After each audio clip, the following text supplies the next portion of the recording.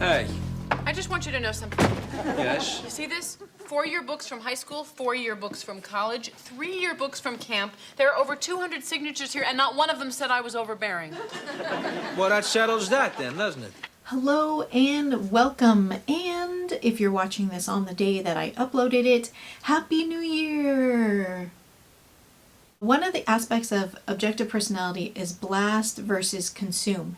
And for me, one of my life patterns is that I have blast, savior, and consume demon. So we're going to talk about one of the aspects of having consume demon that really, I've just realized now how much of an influence it has over me. I was the person who loves butterflies, and so that must be my personality for all eternity, and that's not true. So there's something about being set. Like, here it is set. I don't have to think about it anymore. I don't have to look at it anymore. And that is related to consume, because it's almost like I don't want to update my own thoughts of myself. So the reason why I wanted to talk about this right now is because the other day I was confronted with some information about my identity, and it took me into a tidal wave of, oh my gosh, I've been ignoring this so much, I've been not thinking about it so much, that now when I'm confronted with this information, I couldn't handle that information. I mean, there were tears and there was frustrations. I'm looking back at that situation and I think, why was I taking it so seriously? Why was it almost like a life or death matter that I felt like I had been shot through the heart at that moment with that information? And it's not the first time that that's happened, actually. I'll start with the one that was actually from a long time ago, because it's actually very minor, but it still had an effect on me, and I'm still thinking about it to this day. 5 or 6 years ago, somebody told me that they thought I had a type A personality. In my mind, I have a negative connotation about the word or the phrase type A personality. It is somebody who is a lot of times very pushy, has to have things their way. They are go-getters, that's for sure. They do a lot of work to get things done, but a lot of times when they're doing that work to get things done, it sometimes tramples over others in order to do so. And so when I hear somebody tell me this, it's like somebody is telling me something that is now a discrepancy between how I thought I was coming across and how someone is now actual feedback giving me of what they think of me. I was really upset about that. In fact, I remember kind of prodding a little bit and trying to figure out why she would say that. And it did come out that she thought it was actually a positive thing, but still that phrase and me and putting them together, it's almost like they don't belong together, and I don't want it to make sense. And recently, a few days ago, I was told that I was very similar to a person that I know. And it was like we were comparing personality types, and I was being compared to this person. And this person is not something I necessarily want to be compared to. I was devastated to hear something like this. I have a hard time taking in this new information that others are sharing about me. And it's almost like I have this wall set up. Don't want to see it. I don't want to hear it. It has to match what I want to put out there in the world. Through all these conversations with you, I'm realizing that this whole thing that I had imagined that was happening, that I had all this control, I thought it was real. I thought I had this control, and I thought I was able to put out this persona to others, and others were taking this information as I was putting it out there, and that's just not happening. Why is this such a serious issue? The looking glass self idea that was put forth by Charles Cooley, which is basically saying that we are perceiving ourselves based on how others are kind of reflecting back onto us. And I would say I take this idea and I crank it up to 11. What we do is if we need that extra push over the cliff, you know what we do? Put it up to 11. 11, exactly. One louder. Why don't you just make 10 louder and make 10 be the top number and make that a little louder? These go to 11. Because everyone is going to have this aspect that is involved in understanding their identity to a certain degree. For me, I feel like that taking it to the 11 extreme is when someone, because I'm not the one that is dictating my identity, trying to understand my identity is kind of twofold. There's the aspect where I want to be a certain way, and so when someone validates that, then I'm like, so that's one aspect of the validating what I wish to be true, what I want to be true. And then the other aspect is because others have a big say of who I am, because again, I'm looking to them to tell me. When they tell me something else, that becomes me then. Because they're giving me all the information all the other times. This one other time that they tell me, oh, you're a type A personality, then I'm like, oh crap, I'm a type A personality. I don't want to be a type A personality. I don't want this to be true. And there comes the tidal wave. You haven't been thinking about this yourself. You've been letting other people do it for you, and so therefore there's your tidal wave of now you got to sit with it or you're running away from it, because that's what I've been doing most of my life, is just running away from it.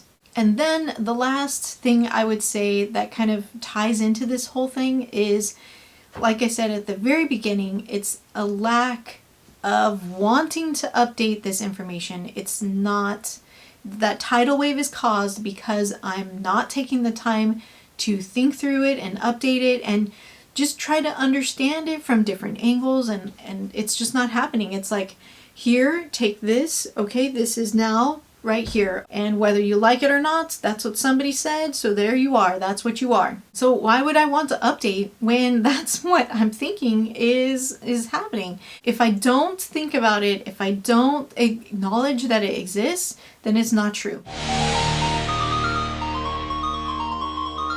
And if you have some ideas, if this is something you have tackled, please let me know. What are some things that you have worked through to kind of get through that barrier of not wanting to update yourself, not wanting to think about these things? What have you done to kind of get over that hurdle? Because I'm there. I'm running right next to you, and when I see that hurdle, I'm going to stop. Now, kind of a side story, I don't like hurdles in real life because when I was in junior high, I was trying out for the track team, and so I decided, okay, let's try the hurdles. Oh my gosh, that was a bad idea. It was one of those like face plants where you're running and you just catch your well, it was probably part of my foot. I caught it just at the right spot to like ate it. I ate it so bad. It was horrible. I mean, who cares about if that hurt or not? I was just so embarrassed. But anyway, hurdles. We need to learn how to get over those hurdles, both literally and figuratively. So I was reminded of a past video where I was talking about a set identity. I just wanted to exist and be what I imagined it to be, whether or not reality is saying that is true. In that video, I talked about I need to be the Grand Canyon. In my lifetime, it'll always be a Grand Canyon, so there I am. I'm the Grand Canyon. But I know that the Grand Canyon changes over time. It's not exactly the same all the time. It is constantly being updated by the wind, by the water, and for me, I need to make sure that I'm updating myself. I'm thinking about what I'm putting out there, what other people are telling me, and analyze it. I mean, that's my problem. I'm not analyzing it. I'm taking it at face value and I'm thinking that's what it is, and I put it in my stack. But I need to take what they tell me, analyze it, take what makes sense, take and I'm not saying just take the good. I want to be able to say just take the good, but that would not be correct. I need to analyze it for what is true. If somebody's telling me I have a type A personality, then maybe I am the pushy, shovey person that wants it their way, that is doing everything to make it the best and blah, blah, blah, blah, blah, all those things. If they're telling me this, then I need to be open to hear what they're saying. I need to be a sculptor and shave off maybe the things that are exaggerated and maybe the things that are not exactly true, but really look at what's left. And yes, maybe it needs to be incorporated, but if I don't like something, then I have the power to change it. I can change who I am. I'm not stuck. And lastly, something I think that would be applicable to many, many, many problems that I have is that I need to put it into perspective. What I end up doing is, like I mentioned, I take the brick and I put it into my stack of my identity. And so that is indicative of an all or nothing attitude. And this all or nothing attitude is really harmful. Not only has this all or nothing attitude made me think that I have to be one way or another way, but it's also blocking me from adapting and changing and really growing, truly growing as a person. To bring it back to my examples, what actually led me to this whole perspective thing is actually when it came to when I got compared to somebody's personality. That's when this whole conversation, first with my husband and then by myself, happened with just really like taking it into perspective. And it doesn't have to change me. It doesn't have to change who I am just because I am a little bit more like this than I thought I was. Or I am a little bit more like this person than I thought I was. All right, I feel like I needed to take a pause here because as I was editing it, I realized that there is a little bit of discrepancy of what I'm saying. I am saying both, oh, I need to change, oh, and I don't need to change. It was just not making any sense as I was going through it. So, big idea, being open to the change or the new information does not mean you have to change. So that is key. Being open to it, understanding, accepting it, does not equal actually going through and changing. So another way to say it would be, you can hear it and then decide whether or not you want to accept it or reject it.